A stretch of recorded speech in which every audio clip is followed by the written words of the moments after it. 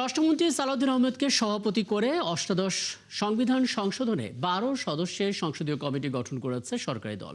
বিরোধী দলের জন্য ৫টি পদ ফাঁকা রাখা হলেও তা প্রত্যাখ্যান করে অধিবেশন থেকে ওয়াকআউট করেছেন তারা। এর আগে বিরোধী দলীয় নেতা গণভোট মেনে সংবিধান সংস্কার পরিষদ গঠনের আহ্বান জানান। জবাবে স্বরাষ্ট্রমন্ত্রী বলেন, গণভোটের বাইরেও জনগণ তাদের সংবিধান সংশোধনের ক্ষমতা দিয়ে সরকার গঠনের রায় দিয়েছে। বাকিরা জানাচ্ছেন নুরনবী সরকার। সোমবার রাতে দিনের কার্যসূচি মেনে সংবিধান সংশোধনে বিশেষ কমিটি গঠনের প্রস্তাব করেন চিফ হুইপ নুরুল ইসলাম মনি। স্বরাষ্ট্রমন্ত্রী সালাউদ্দিন আহমদকে সভাপতি করে ১২ সদস্যের এই কমিটি গঠন করা হয়। তবে বিরোধী দলের জন্য ৫টি পদ ফাঁকা রাখা হয়। বিএনপি থেকে ৭ জন, বাংলাদেশ জাতীয় পার্টি থেকে ১ জন, গণসংহতি আন্দোলন থেকে 1 জন, গণ অধিকার পরিষদ থেকে 1 জন এবং ইসলামী আন্দোলন বাংলাদেশ থেকে 1 জন, স্বতন্ত্র সদস্যদের মধ্য থেকে 1 জন, বিরোধী দল থেকে 5 জন। এ নিয়ে ছিল মোট 17 জন। উক্ত 17 জনের সদস্যের মধ্যে বিরোধী দলের জন্য 5টি পদ শূন্য রেখে আজ 12 সদস্যের কমিটি গঠনের প্রস্তাব করছি। জনাব সালাউদ্দিন আহমেদ, 294 কক্সবাজার 1 সভাপতি। এই কমিটি প্রত্যাখ্যান করে বিরোধী দলীয় নেতা বলেন, এতে গণভোটের ৭০ ভাগ রায়কে উপেক্ষা করা হয়েছে। আমাদের 2টা শপথই আমরা মনে করি বিদ্যমান আছে, সুতরাং ওইটাকে যদি বাইপাস করার জন্য এই কমিটি গঠন করা হয় তাহলে আমরা এই প্রস্তাব প্রত্যাখ্যান করছি। ৬৮.৬%। এই মতামত যদি এইভাবে অবলীলায় শেষ হয়ে যায় তাহলে ভবিষ্যতে গণতান্ত্রিক এই পদ্ধতির উপর জনগণ আস্থা হারাবে না, শুধু বিদ্রোহী হয়ে উঠবে। এরপর সংসদ থেকে ওয়াকআউট করেন বিরোধী দলের নেতারা। রায়কে সম্মান করা হচ্ছে না, তার প্রতিবাদে আমরা ওয়াকআউট করছি। ধন্যবাদ মাননীয় স্পিকার। মাননীয় স্বরাষ্ট্রমন্ত্রী, মাননীয় বিরোধী দলীয় নেতা একটু যদি শুনতেন হয়তোবা কিছু আশার আলো আসতে পারে, জানি না আমি কিছু। আচ্ছা, এ সময় কমিটি গঠনের পক্ষে যুক্তি তুলে ধরে বিরোধী দলের তীব্র সমালোচনা করেন স্বরাষ্ট্রমন্ত্রী। ম্যানিফেস্টোর উপরে ৩১ দফার উপরে এবং নির্বাচন কমিশনের ডিক্লারকৃত নির্বাচনের উপরে আমাদেরকে যে জনগণ ভোট দিল, ৫১% ভোট দিয়ে এখানে সার্বভৌম পার্লামেন্টে আমাদেরকে পাঠিয়েছিল, সেই পার্লামেন্টের এখতিয়ার কি? এটা ইউনিটারি ইন্ডিপেন্ডেন্ট স্টেট হিসাবে, একটা ইন্ডিপেন্ডেন্ট স্টেট হিসাবে আমরা একটা ইউনিটারি কান্ট্রিতে আছি, সেখানে একটা সংসদ থাকবে। আর্টিকেল 65-এ বলা আছে সেই সংশোধনে আইন প্রণয়নের ক্ষমতা আছে। তিনি জানান, সংবিধান সংশোধন কমিটি আইনসম্মত, সংবিধান সংস্কার পরিষদ গঠন সংবিধান সম্মত হবে না। জুলাই জাতীয় সনদের সবকিছু আমরা এখানে বাস্তবায়ন করতে চাই এবং তার বহির্ভূতভাবে যদি সংবিধান সংস্কার পরিষদ গঠন করতে চায় তারা সেই আলোচনা এখানে এসে করুক, সংবিধান সংশোধনী কমিটিতে করুক। আর না হলে পরে রাস্তায় গিয়ে সংবিধান সংস্কার পরিষদের কমিটি করলে তো সংবিধান সংশোধন না করে আমরা বসে থাকতে পারবো না। আর সংবিধান যদি সংশোধন আমরা না করি তাহলে এই জাতি তো শেখ হাসিনা প্রদত্ত পঞ্চদশ সংশোধনী নিয়েই চলতে থাকবে। স্বরাষ্ট্রমন্ত্রী জানান, অষ্টাদশ সংবিধান সংশোধনের জন্য এই কমিটি সুপারিশ করবে। জাতীয় সনদ প্রণীত হয়েছে, যে সমস্ত রাজনৈতিক দল স্বাক্ষর করেছে তাদের সাথে বসে আলোচনা করব। এরপর কণ্ঠভোটে কমিটি গঠন পাশ করেন ডেপুটি স্পিকার। যারা এই প্রস্তাবের পক্ষে আছেন তারা হ্যাঁ বলুন। এ সময় বিরোধী দলের আসনগুলো ফাঁকা দেখা যায়। নুরনবী সরকার, ৭১, ঢাকা। ক্ষমতাচ্যুত প্রধানমন্ত্রী শেখ হাসিনা যেখানে আত্মসমর্পণ করুন না কেন, বাংলাদেশের প্রচলিত আইন অনুযায়ী তাকে প্রথমে কারাগারে যেতেই হবে। সোমবার দুপুরে গণমাধ্যম কর্মীদের কাছে কথা বলেন পররাষ্ট্র প্রতিমন্ত্রী শামা ওবায়েদ। বলেছেন, বন্দি বিনিময় চুক্তির আওতায় শেখ হাসিনাকে দেশে ফিরিয়ে আনার জন্য প্রয়োজনীয় কূটনৈতিক প্রক্রিয়া চলছে। একজন আসামি যদি দেশের বাইরে থাকে, তার সে আত্মসমর্পণ করুক বা না করুক, তার জন্য বিচার একই হবে। বাংলাদেশের আইন অনুযায়ী ওনার বিরুদ্ধে ব্যবস্থা হবে, ওনাকে জেলে যেতে হবে। আসামি যদি আত্মসমর্পণ না করে যে উনি বিদেশে বসে বক্তব্য দিচ্ছে, এগুলো তো আমি মনে করি রাজনৈতিকভাবে ওনার আওয়ামী লীগের যারা নেতাকর্মীরা পালিয়ে আছে, লুকিয়ে আছে, তাদেরকে জাগ্রত করার জন্য, উজ্জীবিত করার জন্য বলছে। এছাড়া তো কোনো কারণ আমি দেখছি না। ভারতের সাথে আমাদের যে চলমান কথাবার্তা হয়, ডায়ালগ হয়, আমাদের এক্সচেঞ্জ হয়, তখন সবসময় এই সাবজেক্ট থাকে আলোচনায়। মুজিববর্ষ উদযাপনে প্রায় ৪,০০০ কোটি টাকা অপচয়ের অভিযোগের নথিপত্র হাতে পেয়েছে দুর্নীতি দমন কমিশন। যাচাই বাছাই শেষে হতে পারে একাধিক মামলা। এমন তথ্য জানিয়ে দুদকের মুখপাত্র জানিয়েছেন, মুজিববর্ষ উদযাপনের দুর্নীতি নিয়ে কাজ করছেন তারা। বিস্তারিত ইমতিয়াজ সরির প্রতিবেদনে।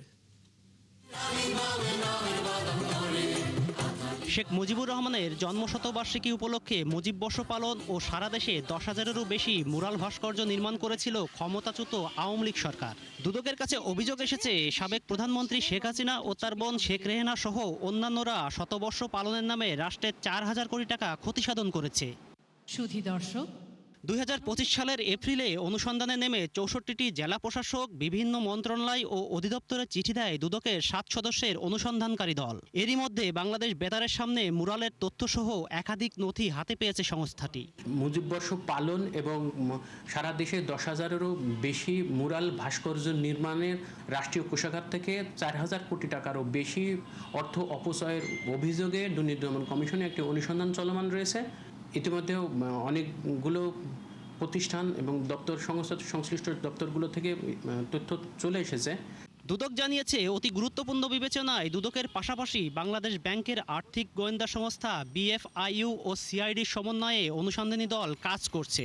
মূলত অনুসন্ধানে শেখ হাসিনা, সাবেক প্রধানমন্ত্রী ও তার বোন শেখ রেহানা সহ অন্যান্যদের বিরুদ্ধে রাষ্ট্রীয় কোষাগার থেকে অর্থ অপচয় এবং ক্ষতিসাধনের অভিযোগ আনা হয়েছে। অনুসন্ধানকালে অন্য যারা এর সাথে জড়িত অনুসন্ধানে যাদের নামে আসুক এবং যাদের সংশ্লিষ্টতা পাওয়া যায়, অনুসন্ধানকারী কর্মকর্তাগণ তাদের প্রতিবেদনে সেগুলো দাখিল করবেন।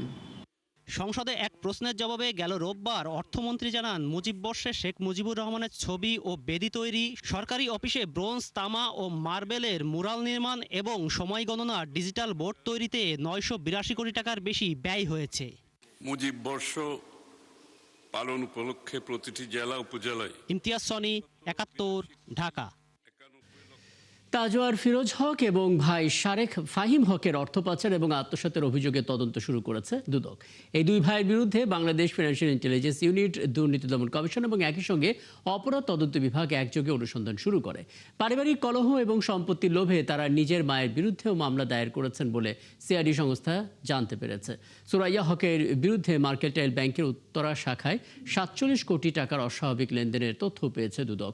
CIDর অর্গানাইজড ক্রাইম ইউনিট এবং দুদক যৌথভাবে এই অর্থ পাচারের রুট এবং বিদেশে থাকা তাদের স্থাবর অস্থাবর সম্পত্তির খোঁজে নেমেছে।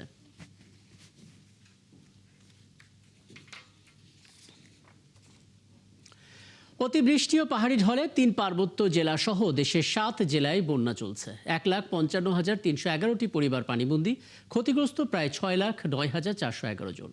ভয়াবহ বন্যায় গেল 6 দিনে পাহাড় ধস এবং পানিতে ডুবে কক্সবাজার, রাঙামাটি, বান্দরবান, চট্টগ্রামে মোট 54 জনের মৃত্যু হয়েছে। পার্বত্য অঞ্চলে এই দুর্যোগ পরিস্থিতির মধ্যেই উত্তর পূর্বাঞ্চলের নদ নদীর পানি বাড়ায় সিলেট, সুনামগঞ্জ, কুড়িগ্রাম, রংপুর, লালমনিরহাট সহ আরও 8 জেলায় বন্যার আশঙ্কাও করা হচ্ছে। আমাদের সহকর্মীদের পাঠানো তথ্য এবং ছবিতে আরও জানাচ্ছেন মনিরা কাজরি। টানা বৃষ্টি আর পাহাড়ি ঢলে গেল এক সপ্তাহের বন্যায় সবচেয়ে বেশি ক্ষতিগ্রস্ত পর্যটন নগরী কক্সবাজার। জেলার চকরিয়া, পেকুয়া সহ বেশিরভাগ এলাকা যেমন পানিতে ডুবেছে, তেমনি পাহাড় ধসে প্রাণহানি সবচেয়ে বেশি এই জেলায়। বর্তমানে পানি কমলেও এখনো দুর্ভোগে হাজারো মানুষ। পাহাড় ধসের আশঙ্কায় দিনরাত পার করছেন বাসিন্দারা। একই অবস্থা 3 পার্বত্য জেলায়। উজান থেকে নেমে আসা পাহাড়ি ঢলে রাঙামাটি, বান্দরবান ও খাগড়াছড়িতে বন্যায় ক্ষতিগ্রস্ত হয়েছে কয়েক লাখ মানুষ। ভেঙে গেছে রাস্তাঘাট, এখনো সড়ক পথে চলাচল ব্যাহত হচ্ছে। আশ্রয় কেন্দ্রে আছেন এসব জেলার বহু পরিবার। পাহাড় ধসের কারণে বান্দরবান শহরের সাথে লামা, আলীকদম, নাইখংছড়ি, রুমা, থানচি, রোয়াংছড়ি সহ রাঙামাটি জেলার সাথে সড়ক যোগাযোগ এখনো বন্ধ রয়েছে। বিভিন্ন স্থানে সব মিলে এখন পর্যন্ত আমাদের কাছে রিপোর্টেড হলে 11টি। এর মধ্যে একটি মাত্র পাহাড় ধস, যেটা লামায়, সেখানেই আমাদের একটা প্রাণহানি ঘটেছে কয়েকজনের।